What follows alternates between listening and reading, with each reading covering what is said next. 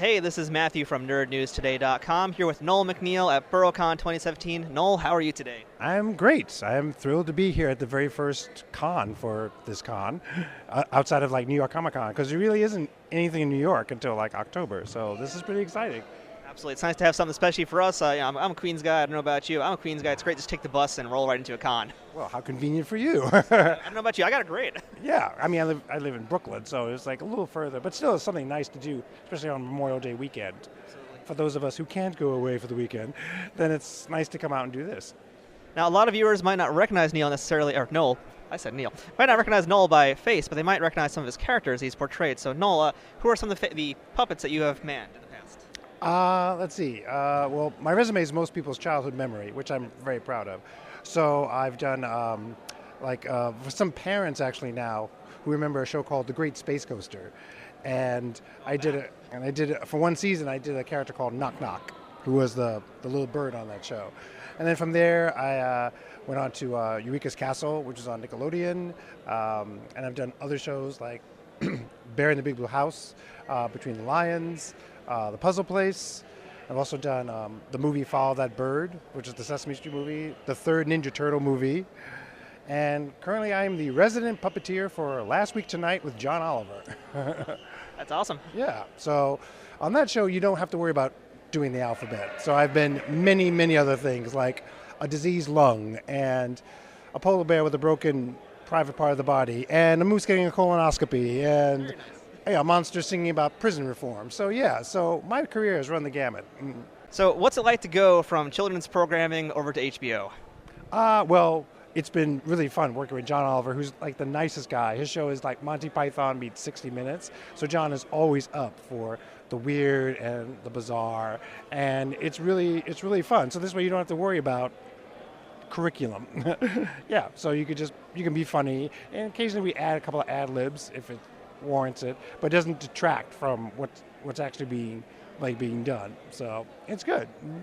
Now, how did you get started in puppeteering? 'Cause that's a very niche kind of business to go into. It is. Back in my day, there were a lot more shows on. There was Captain Kangaroo, there was Sherry Lewis, there was Paul Winchell, which, by the way, puppet trivia, Paul Winchell, the voice of Tigger, also created the artificial heart.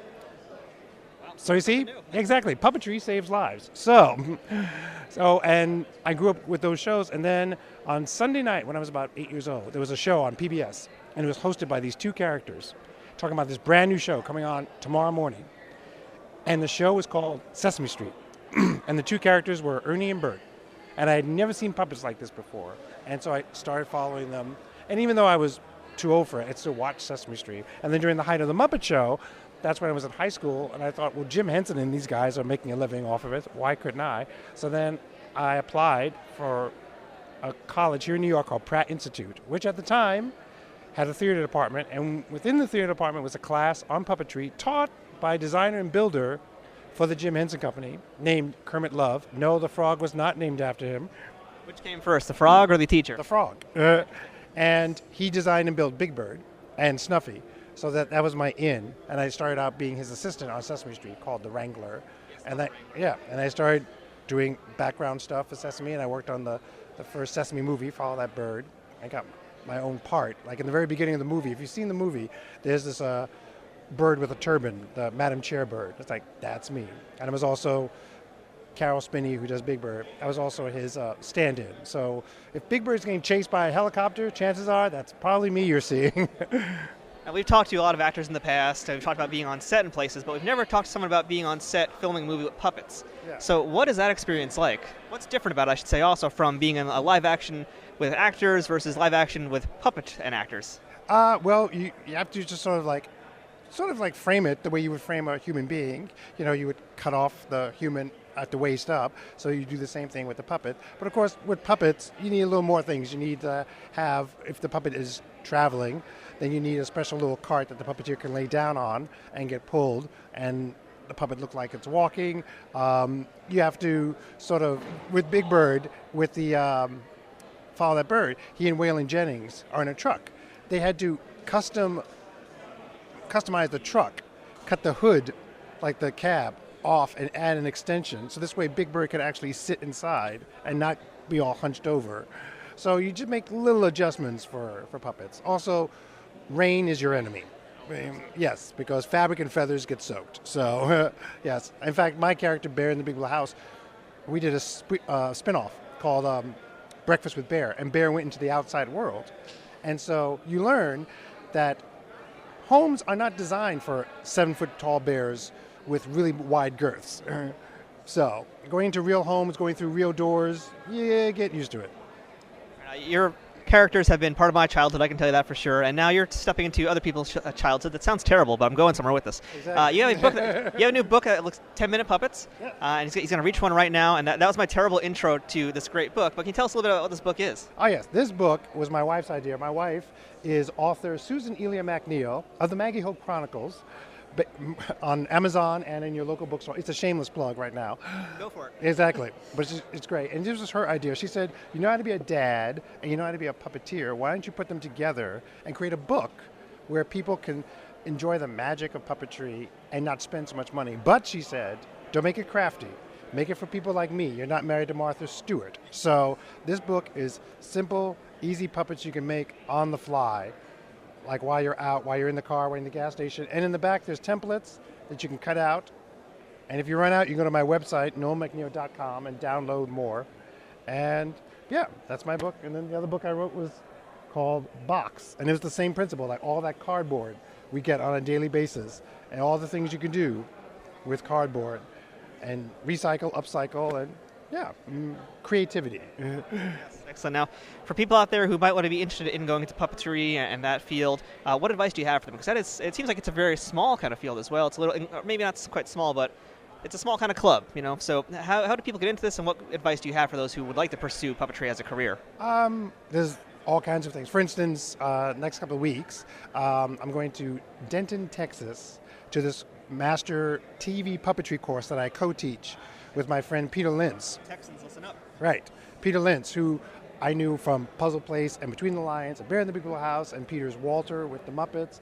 And so we teach this course called Beyond the Sock. I did not make up the name. And it's TV puppetry. So there are puppetry courses like that. Here in New York, there is David Fino of Brooklyn Puppet Conspiracy. And he has, every now and then, he teaches TV puppetry. So you can go online and like look up places like that. You can also see with your local like theater, if there's like a chance for you to like intern with a local puppetry group. Like here in New York, there's the Swedish Cottage. Sometimes they have summer internships. In Brooklyn, there's Puppet Works. Sometimes they have summer internships, and just explore that. And then on your own, there's the magic of YouTube. So you can just like literally set up your phone and just start doing your own show, and take a look at what other people are doing, and see if you get inspired by that, like having puppets out in the real world, having puppets set up against chroma key, because you can do that now. Jim Henson, who I got to know and work with, Jim would have loved this era, because you could just have a studio in your pocket that you could just do anything you want, anytime you want to. So yeah, just go for it. Now, last question for you, because you mentioned Caroll Spinney. Of course, I have to ask, what's it like working with Caroll Spinney? Caroll is one of probably the sweetest man you will ever meet. He and his wife Debbie are like wonderful, wonderful people. He is my mentor for body puppetry, because he is Big Bird, as well as Oscar the Grouch. And he always told me it's always great, like on a day when he really feels like up for it and happy, it's great to be Big Bird. And there's just some of those days when you feel like, kind of like out of sorts, and it's great to be Oscar that day. And so Caroll is like one of the nicest guys. In fact, the documentary on him, I Am Big Bird, highly recommend you see it, because it's wonderful and inspiring.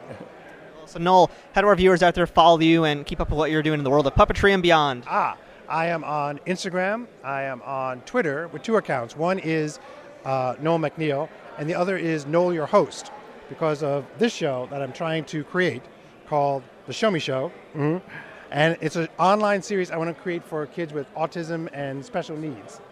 So you can follow me on that. And I also have many Facebook pages for 10-minute puppets, for Box, for my musical, which is done in Miami, a holiday musical called Mouse King, the untold story of the Nutcracker, as well as my company, Macneal Entertainment. So I'm all over the place. So type in Noel Macneal. Also on YouTube, my channel, the Show Me Show channel, and Noel Macneal. So I'm all over the place. So hopefully you can check me out. That's Noel Macneal, not Neil, like I said 5 minutes ago. Noel So Macneal. make sure you guys get that right because I screwed it up. But Noel, I'm saying it right this time. Noel, thank you so much for your time. Looking forward to all your projects. Thank you.